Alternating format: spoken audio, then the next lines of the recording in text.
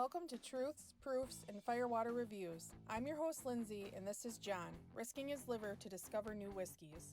We base our reviews on a 25-point scale, 5 for the smell, 10 for the taste, 5 for the finish, and a combined 5 for the bottle and look of the juice.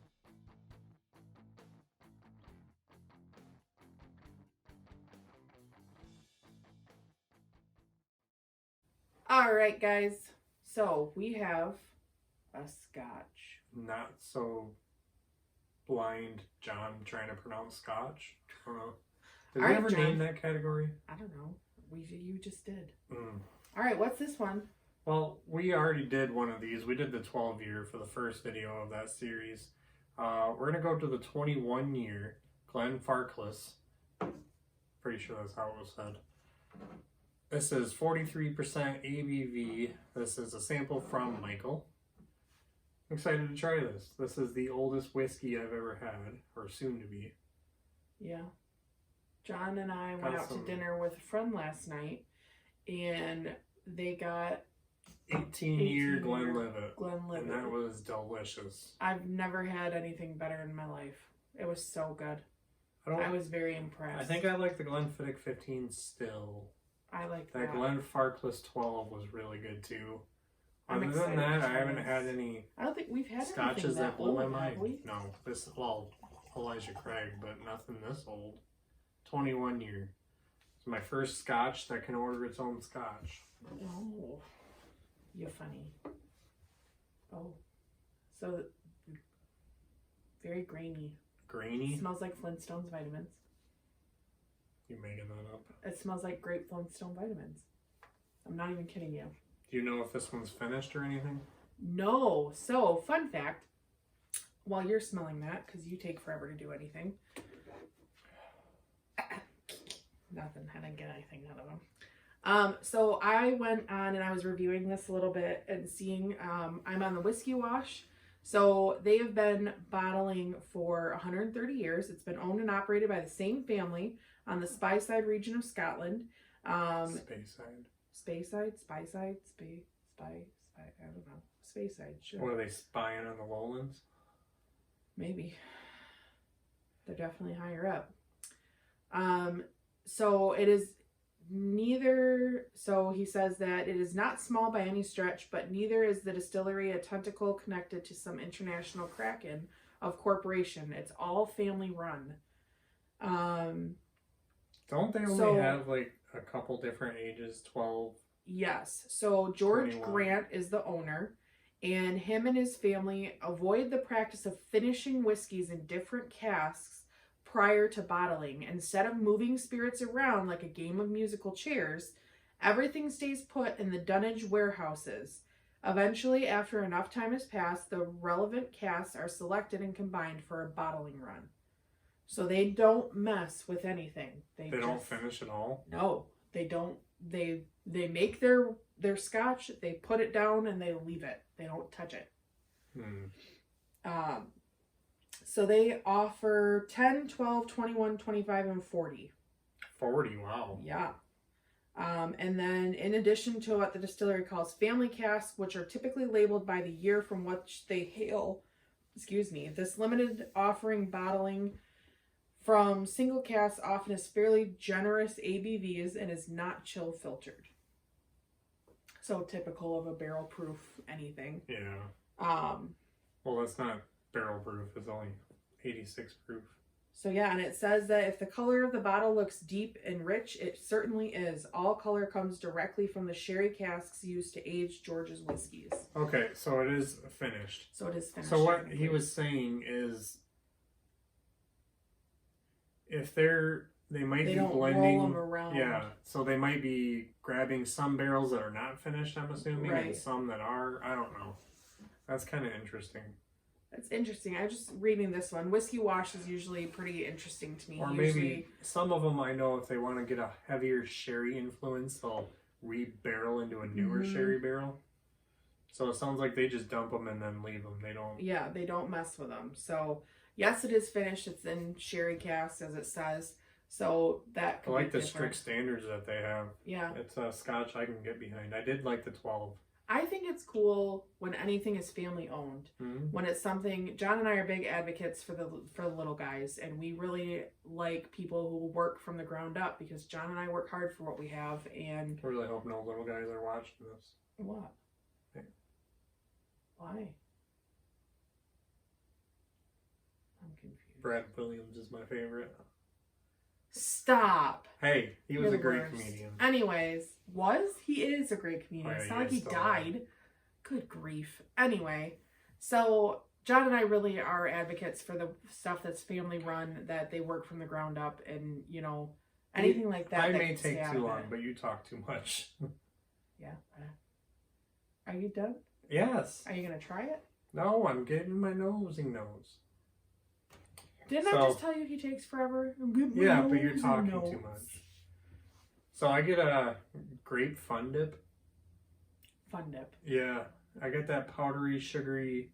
That's what I got. Candy it's grape. medicinal I get to that vitamin stick. E. That's kind of cool. I also get like an orange fizzy note. I'm thinking of like those candy fizzes. Like Zots? Yeah. Okay, fair. You just walk yourself. Maybe like a little orange soda in there. I get a little like it's funny, before you said the sherry, I was thinking it's got like that sherry woody nutty note to it. It's awful malty. It's not being hid by any of the notes. The maltiness is like ramped up in the nose. Did you want to smell it? You're just staring at it. Weirdo. Still smells like Flintstones vitamins. Mm. But it's funny that both of us got grape on that. It's like candy grape. I think it smells pretty good. It's very unique. I'd probably go like 4.25 on that. Mm. I don't want to nail down a number because it is not blind, so Yeah. you don't get your true thoughts unless you don't know what it is. You didn't like the 12, so I don't know what you're going to do.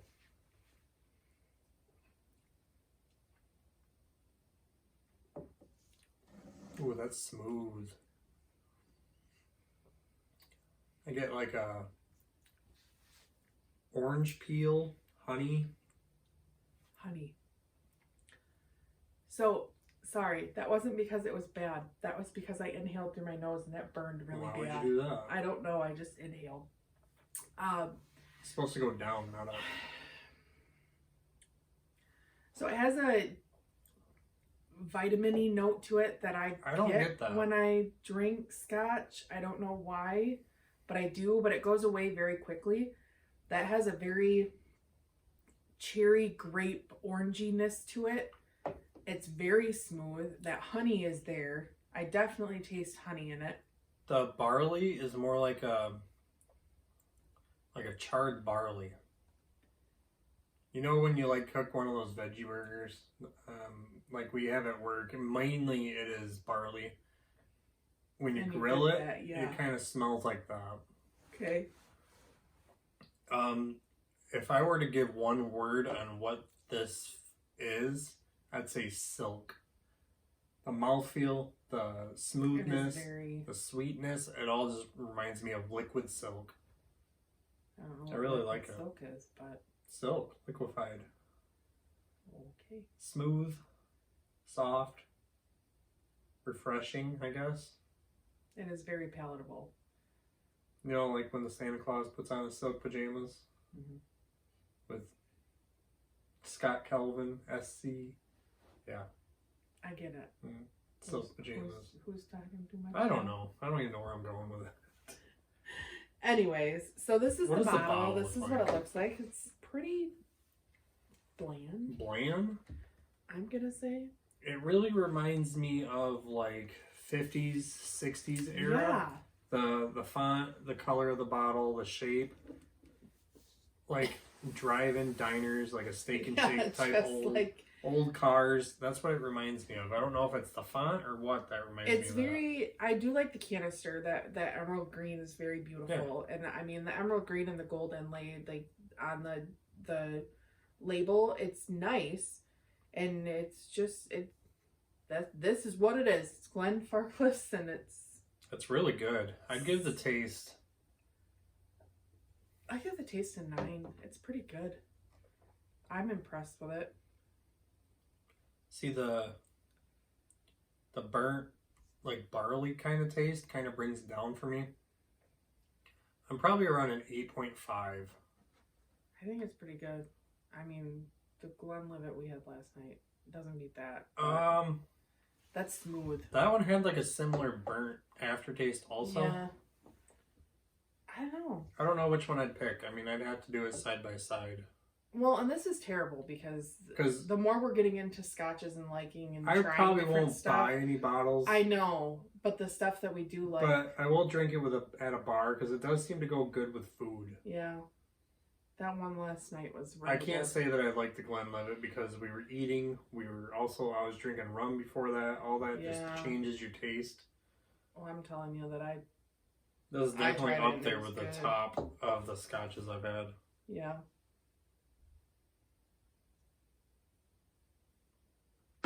Final thoughts, words, conclusions? I like the bottle. I'd give that like 2. I think it's a really good scotch. That'd probably land up in the low to mid 80s. Yeah, low to mid, I think. Higher than most scotches I've had for sure. And it does say on a couple of the forums that I read that the longer it sits in glass, the better it gets. Really? So that one definitely... So later tonight I'll be bumping you when you're sleeping? Probably. We don't work tomorrow. It's okay. I swear it smells like orange soda. It's got like some effervescent in there. Every time I smell it, I either get orange or grape Flintstones. I don't know. That's all I get off scotch. Sorry, guys. Well, it's an interesting dram. I liked it. Do you know coming around. SRP for this? Mm-hmm. Or is it available in Michigan? I don't think it is available here. I've never seen it before. I think we only have like the 12 and 15s here. Let me see. I think I did say that was this one. I don't remember. Hold on. So I gotta edit because you're slow. Well, what do you want me to do? You should have all the information. Well, I didn't look at that. Don't ask me questions I don't know.